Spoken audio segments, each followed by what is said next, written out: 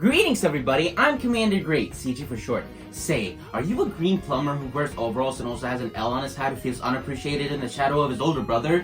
If so, can I get your number? Luigi, the brother of Mario.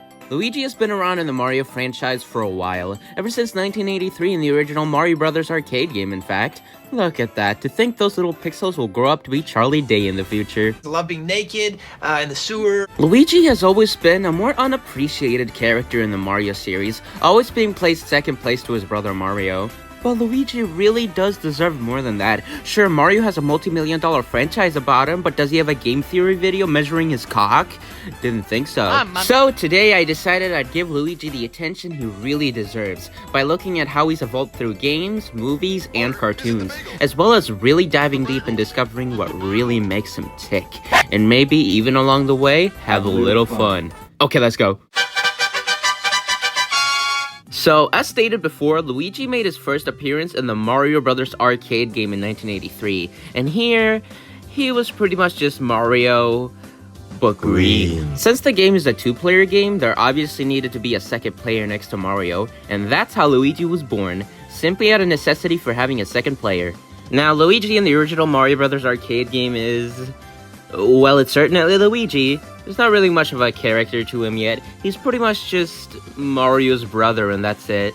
However, when Mario Brothers made its way to the Atari, this little commercial was also made for it, showing Luigi fending off the enemies from the game while screaming for Mario, which is pretty interesting, since this is exactly how his personality would be like in the future games. So if I'm correct, this might actually be the first time Luigi was depicted as a more cowardly character.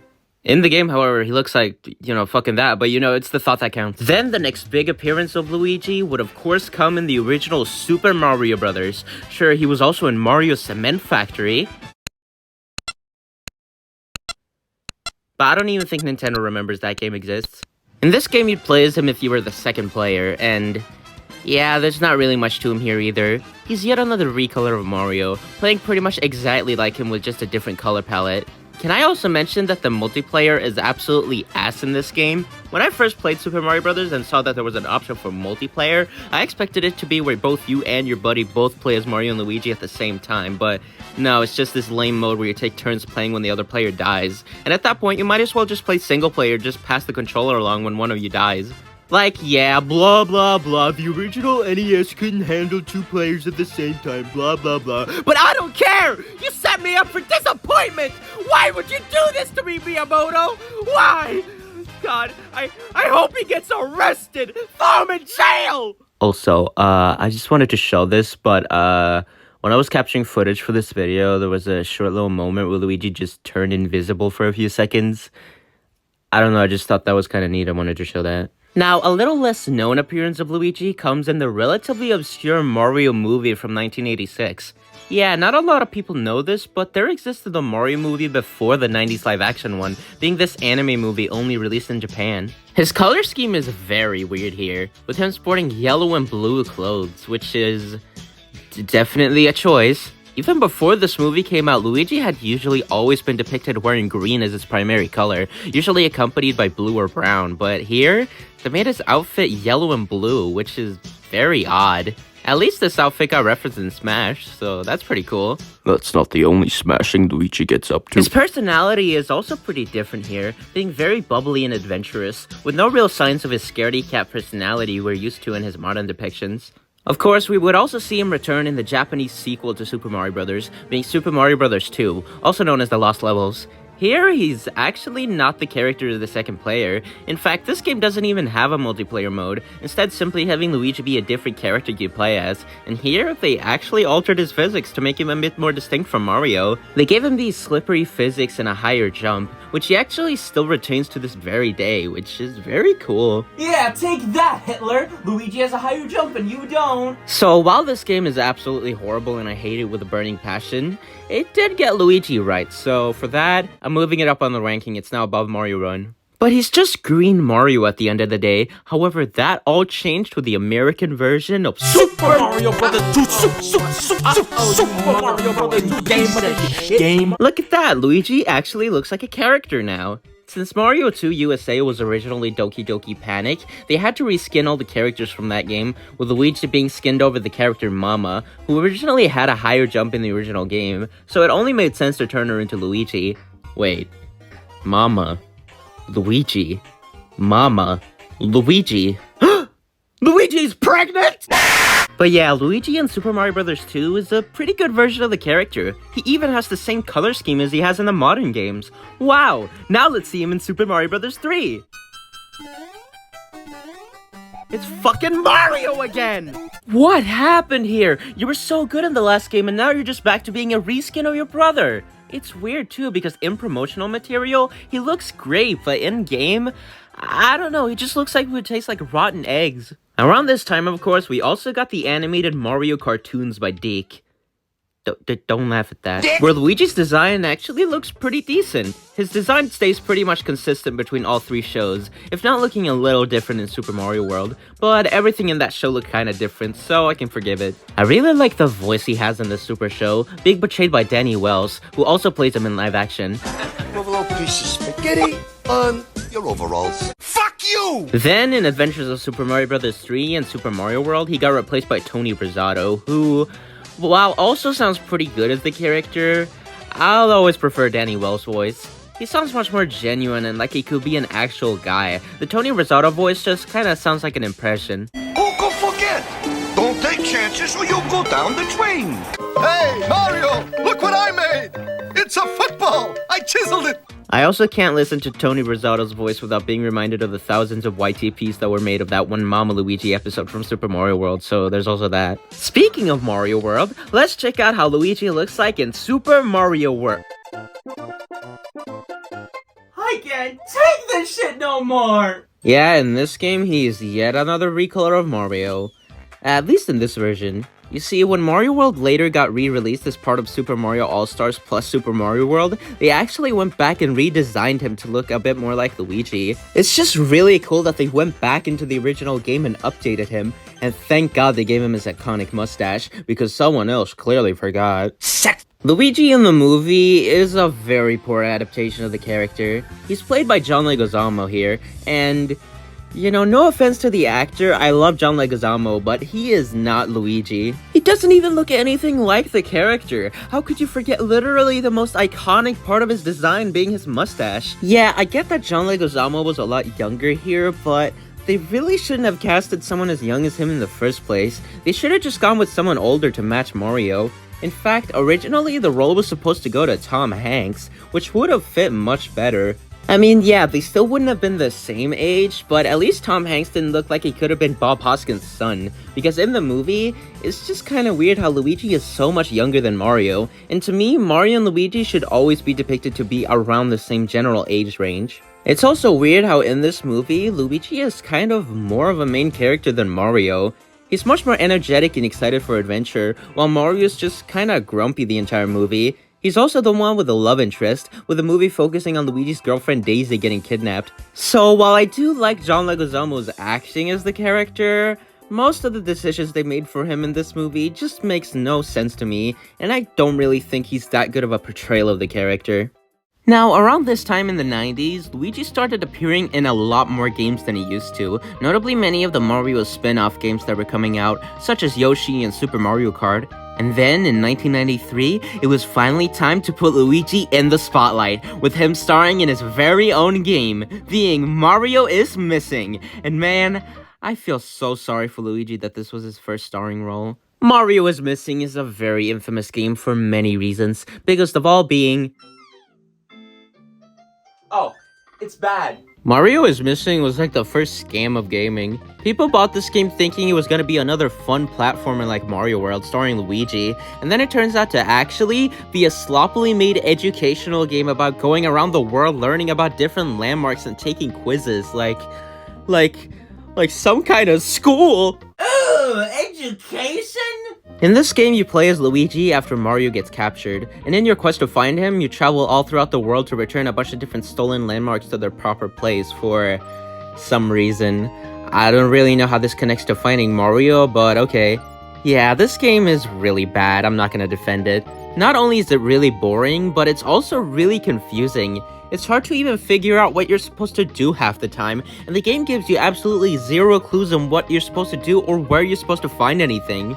And the Luigi sprite in this game is just, well, what did you expect? It's just a recolored Mario again. Did you really think Mario is missing out of all games was gonna give him an original sprite? The whole existence of this game just befuddles me. It really surprises me that Nintendo was so willing to give the Mario license to another studio like this, especially when the end result is this bad. It really does not feel like it meets the same quality standards as any other Mario game. And it's weird how this game wasn't just some one-off game on the PC. Yeah, it was also on the PC, but it also came out on the Super NES and the original NES. Sure, it is kinda cool to see graphics and music from Super Mario World running on the original NES, but that doesn't excuse how absolutely horrible this game is. At least the PC version gave us this. Actually, I don't think I like that. Can we get that off the screen, please? Man, I feel so bad for Luigi. He's been a sidekick in so many games, and when he finally gets his own game, he gets this piece of hot trash. Let's hope his next appearance is better. Oh, god damn it. Yeah, in making this video, I've realized how many weird projects were made with the Mario IP in the 80s and 90s, with one of them being Hotel Mario. I'm pretty sure most people know what this game's deal is. It was made in collaboration with Nintendo and Philips on the Philips CDI game console. This game is infamous for being one of the worst Mario games of all time, and yeah, I can see why. It's incredibly monotonous to play. The formula gets old really fast, and it's overall just not a very good game. And Luigi is definitely in this game. In the gameplay segments, he's yet again the character of the second player, being yet another color swap of Mario. However, in the cutscenes, oh boy, the cutscenes. These cutscenes are so freaking funny that they make the game so much more enjoyable. I know it's a pretty generic depiction of Luigi, generally speaking, but god, I just love this version of him so much. It may just be because I've watched so many YTPs made of him, but I just can't help it. Just looking at this version of Luigi just cracks me up. And all of his iconic lines like, "You bring a light," and "I hope she made lots of spaghetti," just brings a smile to my face. And hey, look at that, they actually got his color scheme right. That's kinda neat. So while the game is pretty bad, I still absolutely love it, even if it is ironically. It's from... Now, as you can see, Luigi appeared pretty much everywhere around this time, with almost not a single Mario game coming out without him in it. However, there was one game that seemingly didn't have any trace of Luigi anywhere, which have eluded players for decades. I am of course talking about Mario 64. Yeah, when this game came out, many people noticed the apparent lack of Luigi anywhere in the game. The only character you played as in this game was just Mario, with not even a reference or even a mention of Luigi's existence. It was like he never existed in the first place, which is very odd. Pretty much every other previous mainline Mario game featured Luigi in some form, whether as a second player or just as a different character you could play as. He would always be there, but here, he just wasn't. And for being the first fully 3D Mario game, you'd think one of the Mario franchise's most iconic characters would be there, right? Now, some players thought that maybe Luigi was just hidden really well, and you needed to collect all 120 stars in the game to unlock him. However, all that does is grant you access to the top of Princess Peach's castle, where you actually find Yoshi. However, still no trace of Luigi. Okay, so maybe you needed to collect every single coin in the game to unlock him, but in total, that would be 2,090 coins, and even if you tried to collect all of them, there are some that you just simply can't get to, and even if you use hacks in order to get them, you'd still be left with the same result: no Luigi. At this point, many players simply just gave up looking for Luigi in Mario 64. They assumed that Luigi simply wasn't in the game and that there was just no point in looking for him anymore. I mean, if Luigi really was in the game, people would have discovered him, right? Well, not all people gave up so easily. You see, some players with keen eyes noticed this little sign in the back outside of Princess Peach's castle that had some sort of weird text on it, which, yeah, looks pretty unreadable, but if you squint your eyes, you can kinda make out the text saying L is real 2401. This has to be a hint, but what could it possibly mean? Well, at first players thought that it might be the amount of coins you needed to collect to unlock Luigi. However, as mentioned before, there's only 2,090 coins in the game, so that can't be the answer. Wait, I got it! Maybe you just had to run around the statue 2,401 times and then you'd unlock Luigi. Yeah, that must be it! I'll just run around this statue 2,401 times and then Luigi will finally be mine! 1...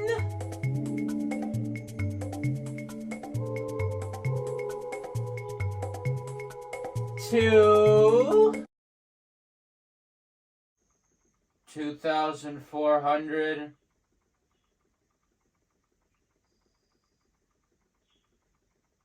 2,401. Alright.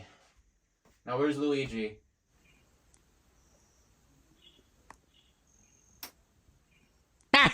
Wario! Yeah, that wasn't it either. But come on, it's gotta mean something. There must be something we're missing. Something we need to do. I can't just accept the fact that Luigi isn't in this game.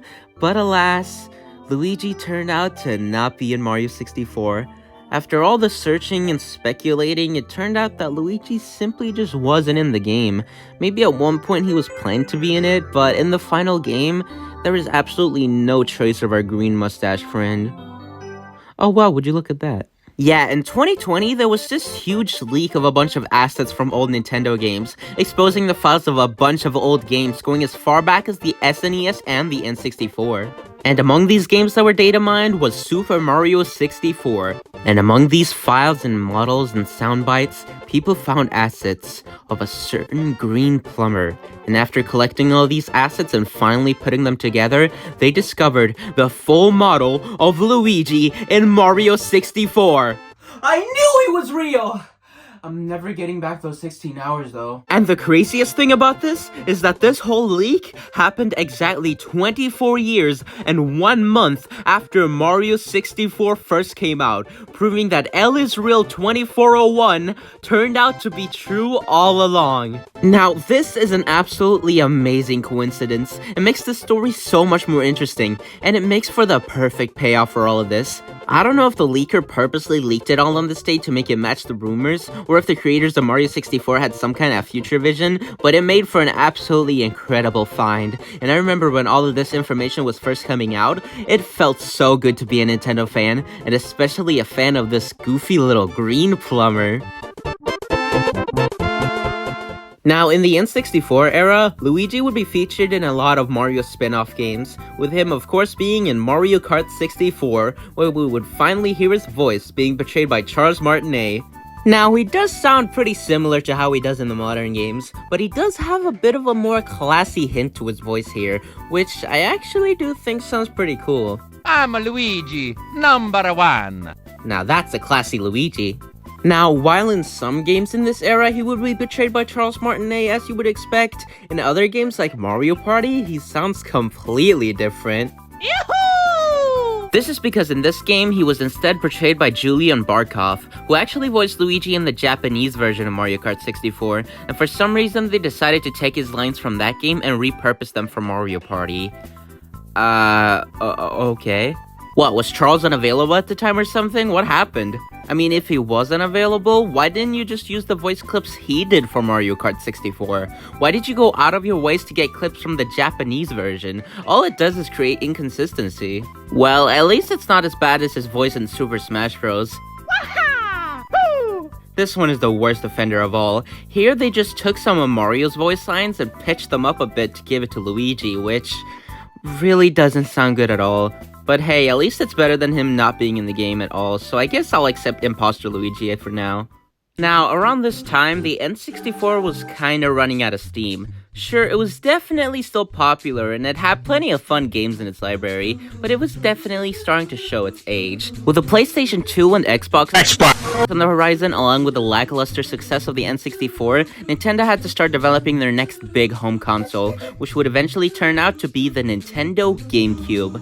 Now, with the new Nintendo console releasing, most people would expect a new Mario game to come out with it. I mean, it had been a tradition to release one new Mario game every time a console came out. The NES had Super Mario Bros., the Game Boy had Mario Land, the SNES had Mario World, and the N64 had Mario 64. So you can imagine people's surprise when the game that the GameCube will be launching with wasn't a Mario game at all, but rather a Luigi game. Yeah, at the time, this was a little controversial. Many people were looking forward to the next installment in the Mario platforming series, so to instead get this weird ghost hunting game starring Luigi instead wasn't exactly everyone's favorite decision. But when the game finally came out, most people who previously hated on it started realizing how good of a game it turned out to be. The game centers around Luigi, big surprise there, who recently won a mansion through a contest he didn't enter. Him and Mario decide to meet up at the mansion. However, when Luigi arrives, he finds that Mario is nowhere to be seen,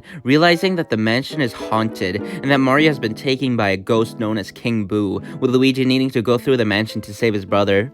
Along the way, he also meets up with this kooky little professor called Egad, who hooks Luigi up with the Poltergust 3000, a device that helps Luigi capture and defeat the ghosts he meets inside the mansion, as well as giving him a Game Boy horror communication device, which he uses to talk to Egad with throughout the game. This game was a huge hit, and you can really tell why. The atmosphere this game sets up is really something special. I know it's not exactly a horror game, but sometimes it really feels like it. Traveling through the mansion's dark corridors, hearing strange noises, and just the overall vibe of the mansion as a whole really helps to build up the spooky atmosphere, which is something they never really managed to replicate in the sequels. And Luigi in this game is more expressive than ever, with the animations they give him really doing a good job at showcasing his personality, being very timid and scared, with him always being a little anxious to see what's waiting for him in the next area. This was also around the time when Charles Martinet started to go full in on the Luigi voice. You can tell they still haven't really perfected his model yet though. I don't know, there's just something off about him. It just freaks me out. Like, they've got most of the details right, there's just something about his proportions that just put me off. Probably because I'm so used to the new model of Luigi. Like, this looks like Luigi. This looks like your Uncle Terry who reposts Republican memes on Facebook. Now, in the GameCube era, Luigi would start popping up in games much more than he had previously, like Mario Kart Super Circuit and Double Dash, the many different Mario sports games, as well as being in the Super Mario Advance games. These were pretty much remakes of old NES and SNES games on the Game Boy Advance, with them updating a lot of things that were outdated in the original games, with the most notable addition being voice acting. Yeah, these games actually do have a little bit of voice acting in them, which I always found really charming. Like, it's not anything huge or anything, like you won't hear Luigi start doing a 3-page monologue about society or anything, but the little phrases they have when you do something like get a mushroom or lose a life adds a lot of charm to these games. And hey, look at that! They actually gave Luigi the correct sprite and voice. Isn't that neat? Can't say the same about Smash Bros. Melee though. Yeah, in Super Smash Bros. Melee, Luigi made his return, now with a more detailed model and animations, which, you know, would be very cool if they just didn't make his voice Mario again. Yahoo! Ha-ha! Dude, you were so close! Luigi's Mansion was literally out at the time! Why didn't you just use his voice from that? I thought we left this stuff in the N64 era!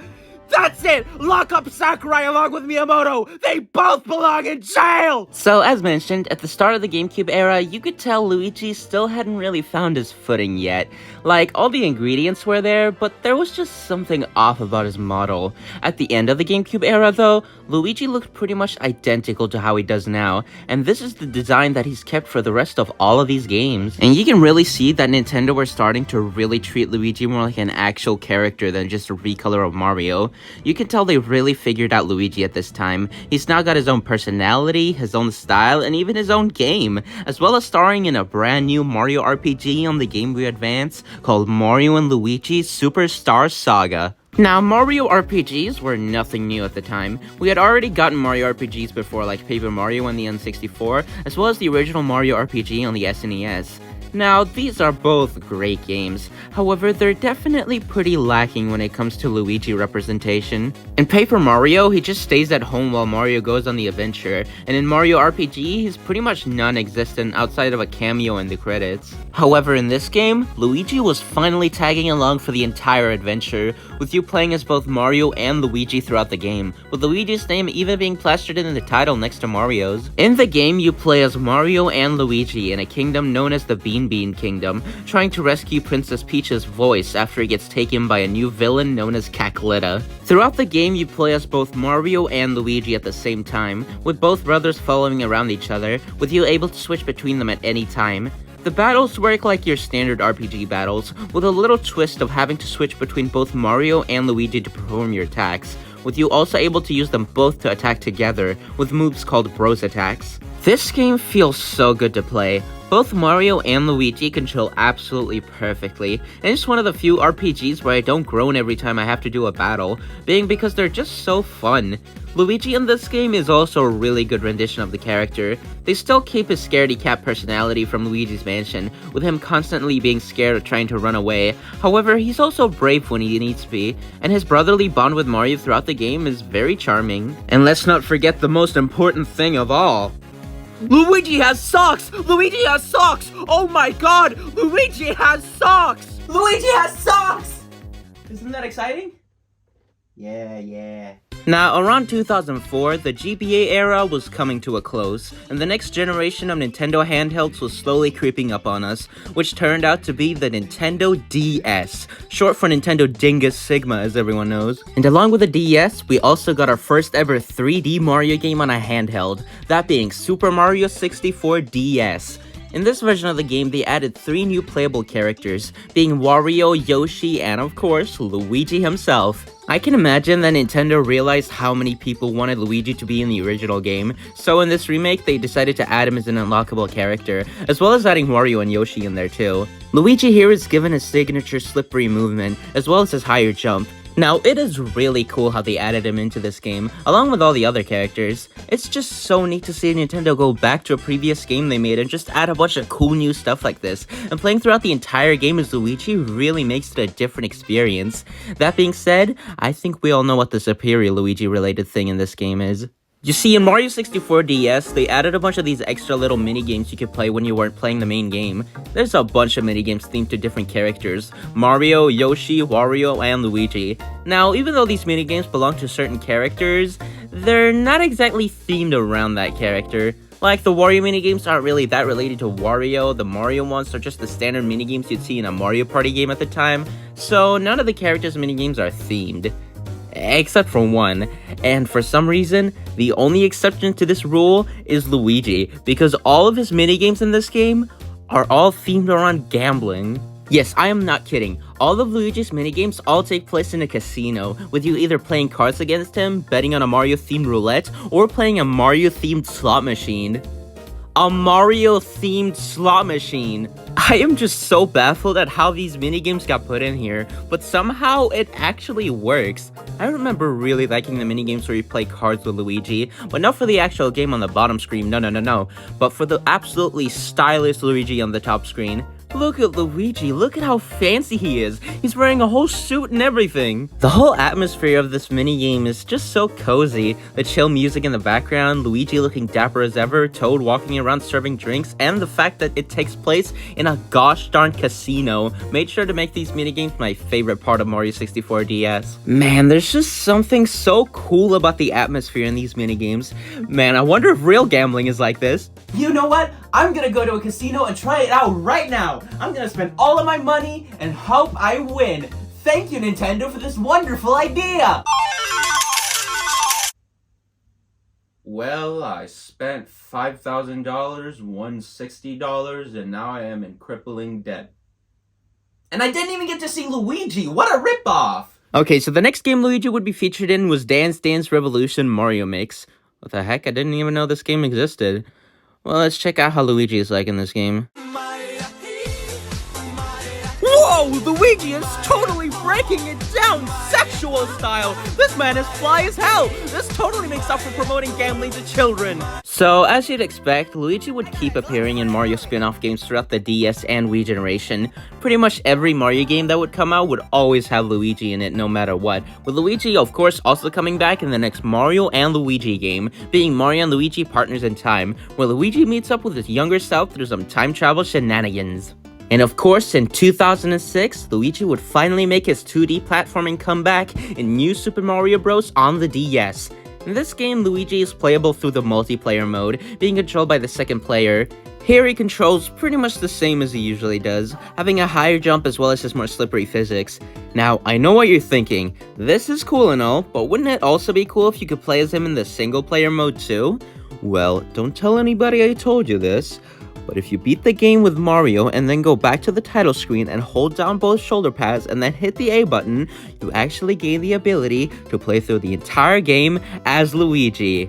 Wow! Speaking of Luigi being an unlockable character in mainline Mario games, Super Mario Galaxy. Yup, Luigi would yet again appear in Super Mario Galaxy, where after collecting a total of 20 power stars in the game, the player will receive a letter from Luigi, saying he's been captured and needs Mario's help.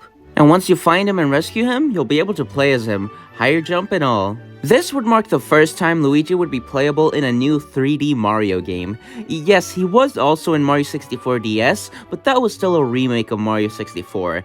Here though, he's in the game from the beginning, and it's really neat to see that they included him here. Also, something a little funny about Luigi in this game is that even after you've unlocked him, you can still go back to the levels where you rescue him, and instead of replacing Luigi with, I don't know, a toad or something, they still keep it being Luigi, which makes for some pretty funny screenshots. Seashells on a seashore. So throughout the Wii generation, Luigi would of course keep appearing in spin-off games, like Mario Kart Wii, Mario and Sonic at the Olympic Games, as well as playing a pretty big part in Super Paper Mario, with him being made into the evil Mr. L by the game's villain, Count Bleck. And he would of course return in Super Smash Bros. Brawl, where they finally made him sound like the actual Luigi! Let's go.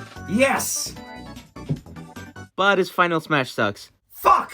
So, in this game, they introduced the Final Smashes, which is basically a super move that every character has that can unleash a bunch of damage at once. Mario unleashes a fiery blast, Kirby throws his opponents into a giant pot, and Bowser turns into his beastly form, Giga Bowser. Now, these are all pretty cool and all fit pretty well with the characters. However, for Luigi, they decided to go with this, the Negative Zone, being this odd little zone with inverted colors where opponents will be more vulnerable to attacks, with Luigi doing this odd little dance when he activates it. Yeah, I never really liked Luigi's Final Smash that much in this game.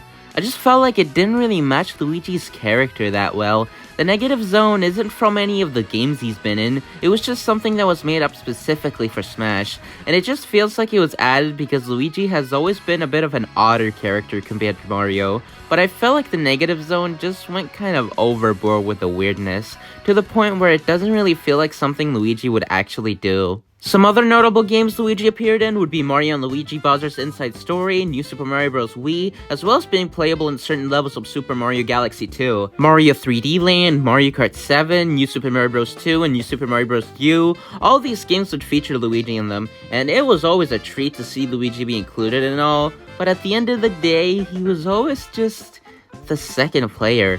Mario was always front and center in these games, with Luigi always being stuck in Mario's shadow. However, in 2013, that would all change with... Yup, in 2013, Luigi would end up getting a whole year themed around himself, being the Year of Luigi. A whole entire year filled with a bunch of new Luigi-themed games, merchandise, and, a Luigi-themed subway train. Yeah, sure. I guess Nintendo saw how Luigi was always placed second place next to Mario, so they decided to give him a whole year so people would appreciate him. And the Year of Luigi turned out to be the least financially successful year in the company's history. Oops! So the first Year of Luigi release happened in March of 2013, being Luigi's Mansion Dark Moon, also known as Luigi's Mansion 2. This was the sequel to Luigi's Mansion, released on the Nintendo 3DS, and the reception to this game was definitely a little more mixed compared to the first game. Now, I haven't actually played this one, but from what I've heard, it's generally considered to be the weakest in the trilogy. Most of the criticism comes from how the game is structured, being much more mission-focused compared to the original game where you were free to explore the mansion as you wanted. Instead of taking place in one big mansion, this game focuses on Luigi going through a bunch of different mansions, each with a different theme to try and retrieve pieces of the Dark Moon. Now, I usually don't mind more mission-based games, but I can definitely see how it doesn't really work for Luigi's Mansion. A big part of what made the original game so special was discovering all the secrets of this one big mansion, and when you make it about more than just one, it kinda loses its charm a little bit. Another thing people didn't really like about this game was that, well, it wasn't really that spooky anymore. Like, sure, I wouldn't call the original game the most scary thing in the world either, unless you're scared of like Scooby-Doo, but you could tell they were at least trying to build up a spooky atmosphere. I mean, look at this place. Don't you feel like a ghost could just pop out at any moment? Here, however, everything is much more colorful and cartoony, and the designs of the ghosts look much less frightening than in the original game. Like, this looks like a spooky ghost. This just looks like Goofball from Brain Dump. I just drank a whole glass of cum! But it's not like it's a horrible game or anything. It's still got that iconic Luigi's Mansion gameplay, Luigi being charming as ever, and this little ghost dog called Polterpup. And now with the game making its way onto the Switch, it'll be the perfect opportunity for me to finally try it, because even with all its flaws, I do think it looks fun, and I'd love to try it. And who knows, maybe this game will start getting some more fans now. Now, the next thing to be released under the Year of Luigi would come in July of 2013, with the release of New Super Luigi U. Yup, that's right, no bros in the title, Luigi has disowned his brother. This was released as DLC for New Super Mario Bros. U, and it was also later released as its own game. It's basically New Super Mario Bros. U, with the difference being that you play as Luigi, different level designs, harder difficulty, as well as the timer in every level only being 100 seconds. Hey, how am I supposed to goon in that time? Yeah, it's definitely a very odd release, but honestly, I kinda like it a little bit more compared to the standard New Super Mario Bros. U. New Super Mario Bros. U is one of the most generic Mario games in the entire franchise, and I always felt like it was a little too easy, so this harder version of the game was very well appreciated. These levels feel more like an actual challenge, with you needing to be pretty well attuned to your reflexes to be able to beat it, which I absolutely love. It's very nice to play a 2D Mario game that actually encourages you to speedrun it, and on its own, it's just a great 2D platformer. Mario & Luigi Dream Team, on the other hand, is not a good platformer. I tried playing it like one and got nowhere. Mario and Luigi Dream Team, also known as Dream Team Brothers if you want to be a filthy European about it. Like me! Now, this was actually the first Mario & Luigi game I ever played, and from what I remember, it's a pretty good Mario & Luigi game. At least up to the point where I forgot what I was doing and I just gave up. Yeah, this game was just too much for me, man. You're telling me Mario and Luigi are a dream team? And they're brothers? Being released during the Year of Luigi, this game focuses a lot more on him, with a big part of this game centering on Mario heading into Luigi's dreams. Yeah, this game has a focus on dreams. No, not that dream. It centers on Mario, Luigi, Peach, and the usual miscellaneous toads going to Pillow Island for a vacation, where Luigi sleeps on a pillow and Princess Peach proceeds to get kidnapped. Okay, so not the most original plot to a Mario game, but hear me out. So she gets kidnapped into the dream world by this new villain named Phantasma, with Mario needing to save her, with him using Luigi to go into the dream world. This is what this game is best known for, the way it uses Luigi. You see, while you're in the dream world on the top screen, on the bottom screen you will see Luigi sleeping, with the player able to touch his face to affect the things that happen in his dreams. This is a very cool concept, and I would tell you more about it if I didn't just give up on the game halfway through as a child. I don't know, I guess I just got lost or confused in this game. I feel like that's what happens to me in most RPGs. I'll play it for a while, put it down, and then when I pick it up again, I will have completely forgotten what the story was or what I was even doing. I also may or may not have thought the game was a platformer. Listen, I was young, and the only other Mario game I had played at the time was Mario 3D Land, so can you really blame me for thinking this game would be a platformer as well? I don't even think I knew what an RPG was at the time. The only RPG I was into at the time was raspberries, peas, and grapes. Maybe I'll pick it up again in the future though, because now that I'm older, I can appreciate RPGs way more, and the whole usage of the dreams in this game is a very creative gimmick. Who knows, maybe one day I'll go through every Mario & Luigi game for a video. That could be kinda fun. Now, in this year, we also got Super Mario 3D World, which, while not a part of the Year of Luigi celebration, still included a couple nods to it. For example, throughout the game's levels, you can find these little hidden Luigi sprites scattered around. Now, some are pretty easy to spot, and others require some really specific things to be done in a very specific order, and I just kinda wonder, how was anyone supposed to figure these were here without the help of a guide? Now, do these little Luigis do anything? No, but they still are very fun little Easter eggs, and whenever you spot one, it does feel like a nice little treat. Now, that wasn't the only Luigi content we got in this game, no. Of course, he's a playable character in the game like usual, floaty jump, slippery physics, huge cock, all that, yeah, pretty cool. But also, if you beat the game and go back to the title screen, you'll be able to access this little secret mode called Luigi Brothers, where, get this, it's the original Mario Brothers arcade game, but with Luigi. Anyways, here's the Luigi Harlem Shake. So, throughout the Year of Luigi, Nintendo was really trying to push it, like really making it into the next big thing. And, I'm not really sure that worked. They did things like make these videos on YouTube promoting it, like the previously mentioned Luigi Harlem Shake, because it was 2013, of course there had to be a Luigi Harlem Shake.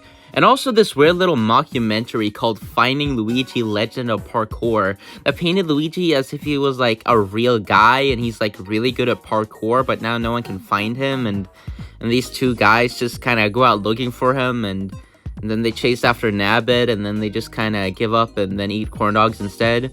Is that a hot dog stick? It is, dude. It's a hot dog stick. Is that where they batter the hot dogs and they dip them in the... and they eat it?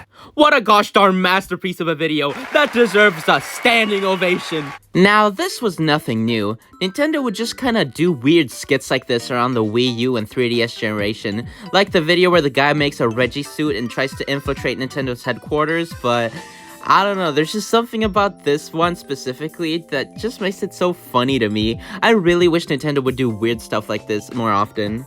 Oh, and look at that, even Wario makes a cameo. Fat chance, this money's mine! So, the last game to be released as part of the Year of Luigi celebration would turn out to be Dr. Luigi on December 31st, 2013. Yeah, Happy New Year. It's not really anything that special. It's pretty much just Dr. Mario, but with Luigi, that's it. The only real new thing they added was this extra little mode where the pills were all L-shaped, but beyond that, yeah, it's just Dr. Mario with a Year of Luigi coat of paint on it, which doesn't even really make sense because this game came out on New Year's Eve, so if you didn't play it on the exact day it came out, the whole Year of Luigi theming wouldn't even make sense anymore. So, that was the Year of Luigi. Definitely one of the stranger things Nintendo ever did. It's just kind of funny looking back on how Nintendo was trying to push this thing so hard when the releases throughout the year were overall kind of lackluster. Outside of Luigi's Mansion 2, there weren't really that many big Luigi-themed releases. It was either DLC for a Mario game, an entry in a game series that already featured Luigi to begin with, and a reskin of a previous Mario game. And you're surprised that this year wasn't very financially successful for you? Well, even with everything taken into account, I still do remember the Year of Luigi very fondly. It was just kind of fun to see Nintendo finally put Luigi in the spotlight like this, and in the end, I'm actually very glad it happened. And hey, even with the Year of Luigi over, we would still get plenty of new games to come out featuring Luigi in them. So in my heart, the Year of Luigi lives on. Anyways, remember the Luigi death stare? So, in May of 2014, Mario Kart 8 would release, gaining very good reviews, being considered the best Mario Kart game of all time, blah blah blah, useless crap like that. Basically, in the game, after you finish the race, they added this new feature where you can look back at a recap of the race, making you able to see it from all different new angles as well as slowing it down, and that's where the Luigi death stare was born. This little video of Luigi staring angrily at another racer took the internet by storm in 2014, becoming a huge meme with people re-uploading the video with the song Raiden in the background because, well, you know, it was 2014, what did you expect? Yeah, I never really got the craze behind the Luigi death stare meme. Like, yeah, I guess it's kind of funny seeing Luigi looking so angry, but I never really got into it. I think I was too busy watching Luigi's Ballad to care. Princess Peach, won't you listen to my speech? I don't have any stars of invincibility. That didn't stop Fox News from making a report on it, however. Yeah, Fox News, out of all things, had a segment back in 2014 where they talked about the Luigi death stare. Yeah, really showing where your priorities lie, Fox News. Look again. Another terrifying look, to say the least. Grand Theft Mario Kart. Grand Theft Mario Kart. Now, something else would also happen in 2014. The FIFA World Cup in Brazil. And also, they finally gave Luigi a good final smash! Yeah! So, in 2014, we would get our next Super Smash Bros. Games, being Super Smash Bros. For Nintendo 3DS and Wii U. And here, they finally gave Luigi a final smash that actually makes sense! Here, instead of doing whatever this is, he pulls out the Poltergust 5000 from Luigi's Mansion Dark Moon, which he uses to suck up his opponents and then shoot them out.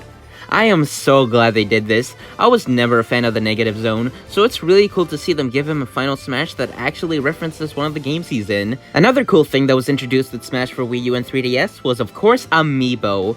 What, did you think I was gonna say Smash Tour? Get out of here. Now, Amiibos were pretty much Nintendo's version of Skylanders, being these cute little figures of Nintendo characters that could be used in various Nintendo games, most notably Smash for 3DS and Wii U. And look at that, Luigi even got his own figure. Sadly though, I don't have this one yet, but I am looking to get him one day, since my goal is to collect every single amiibo from the Smash series.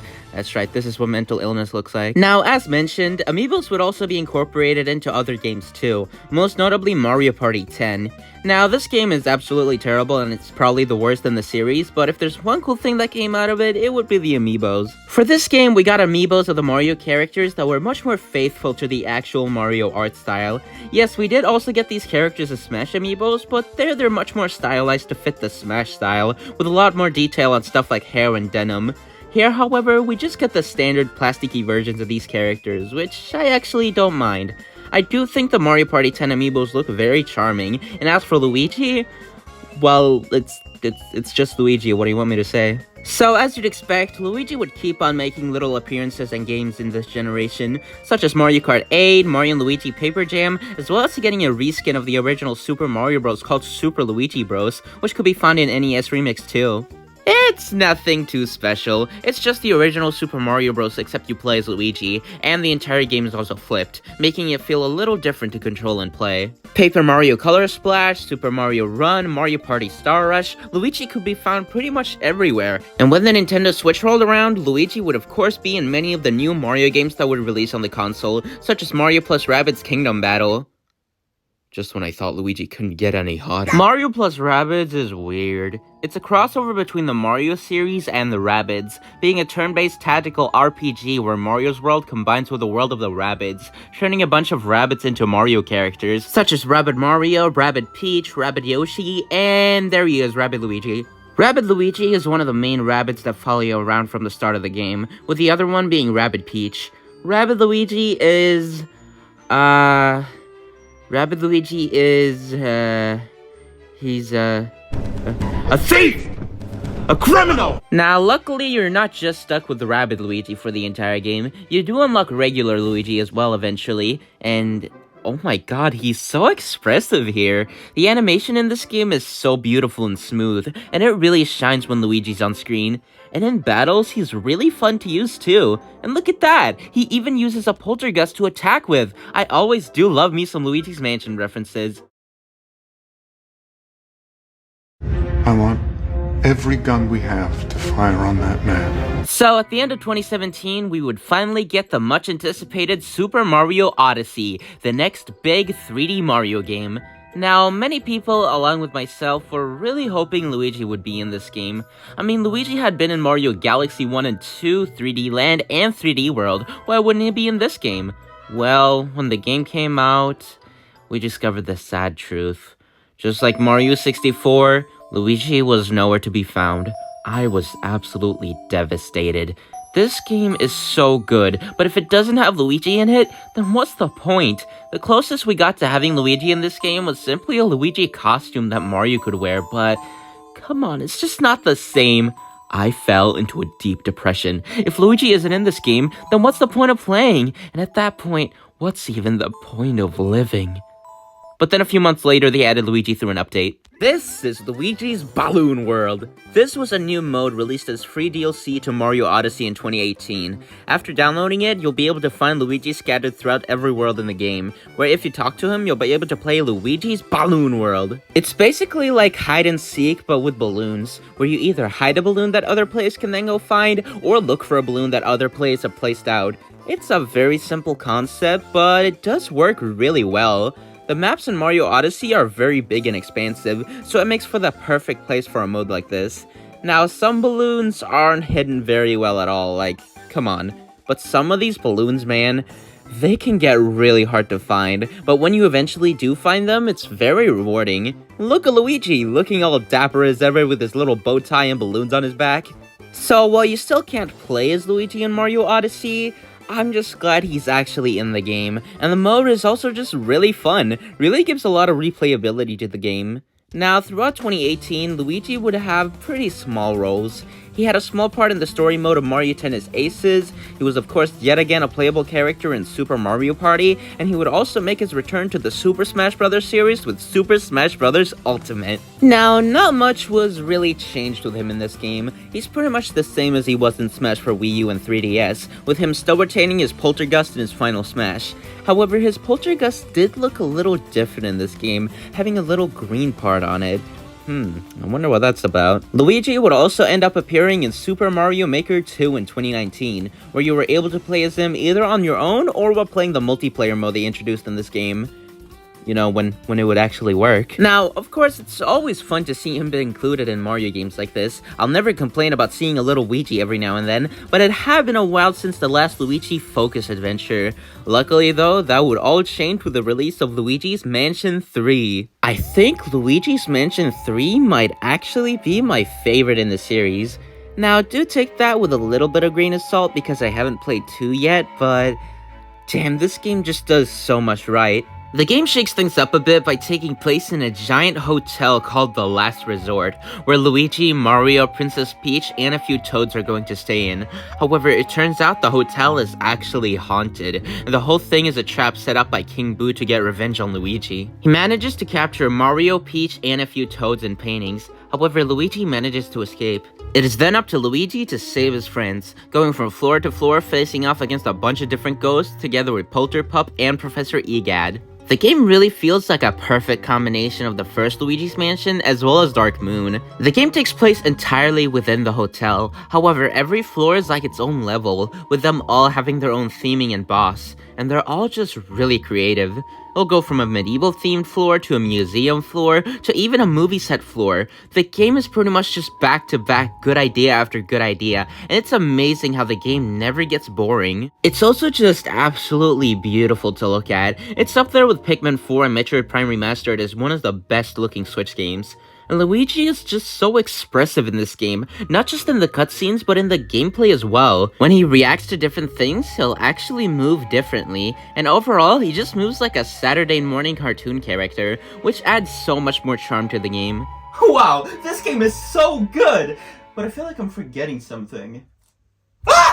Yeah, a large part of this game revolves around Gooigi. Now, what is Gooigi? What has been your favorite thing about E3 thus far? Gooigi. Gooigi, okay, well, why? Because all of the Rule 34. What's that? I'll let you Google it if you want to. He is a completely green, gooey clone of Luigi that Egad invents to help Luigi throughout the adventure, where you're able to switch between him and Luigi to complete puzzles, such as using Gooigi to get to places where Luigi can't. Now, the existence of Gooigi definitely sparks a lot of questions. If he's a clone, does he have all the memories of Luigi? Can he feel pain? Can he feel love? Does he feel remorse over all the people he's killed? Does he have any shame? Why does he do the things he does? What are his secrets?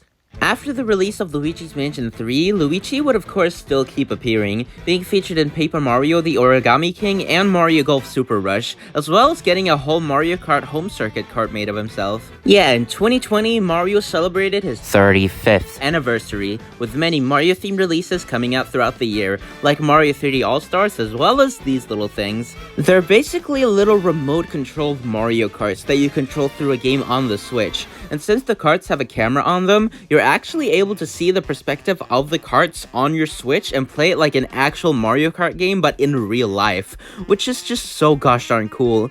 And I actually have one of these, being the Luigi version. I remember I picked this one up because I thought the concept was really cool, and at the electronics store I bought it, the Luigi version was actually cheaper than the Mario version. And man, I just love this thing so much. It's just so much fun to play around with, especially if you've got cats. Or a walrus. Another cool electronic Luigi-themed toy that released was Lego Luigi. Yeah, in 2020, LEGO and Nintendo partnered up to make LEGO Mario sets, including an electronic Mario figure that's able to interact with the environment around him. Hello. And in 2021, they also released a Luigi version.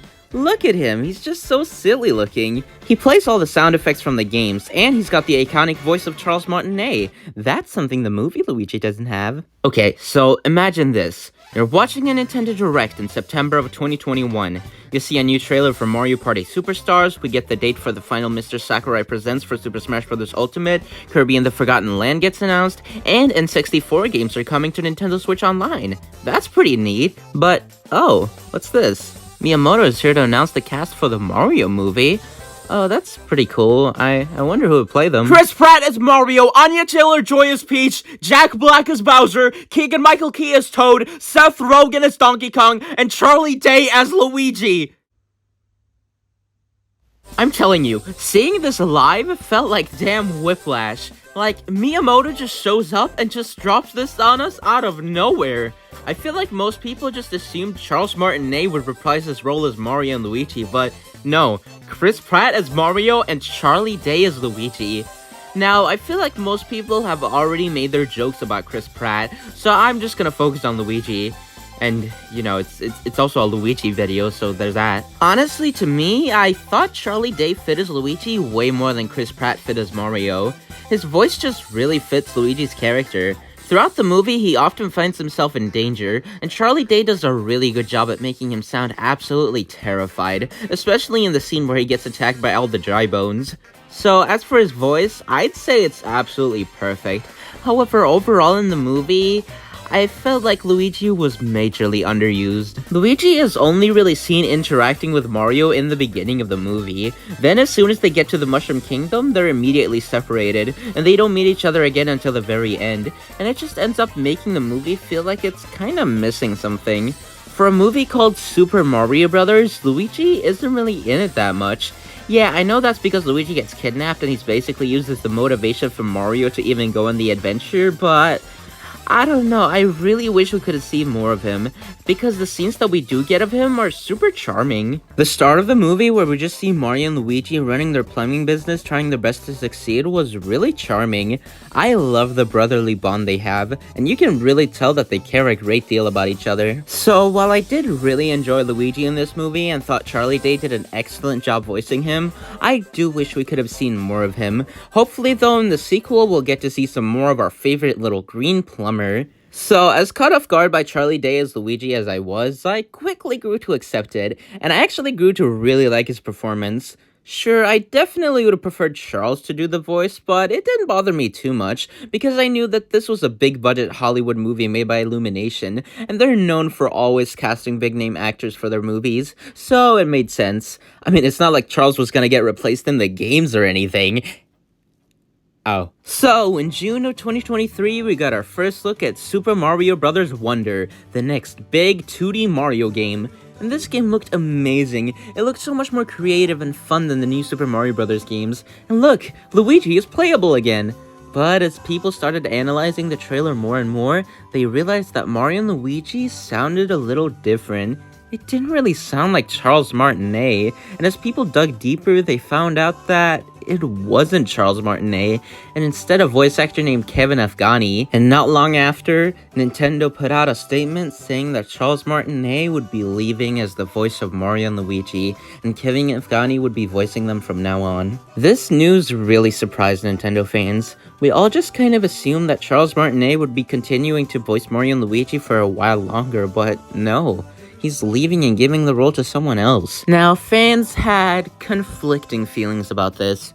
Some absolutely hated this decision, feeling like Charles was being unfairly replaced, and some chose to see it in a more positive light, feeling that Charles is getting pretty old, and it would make sense for him to go away, even if it'll be hard not associating Mario and Luigi with his voice. For me, I'm kind of in the middle.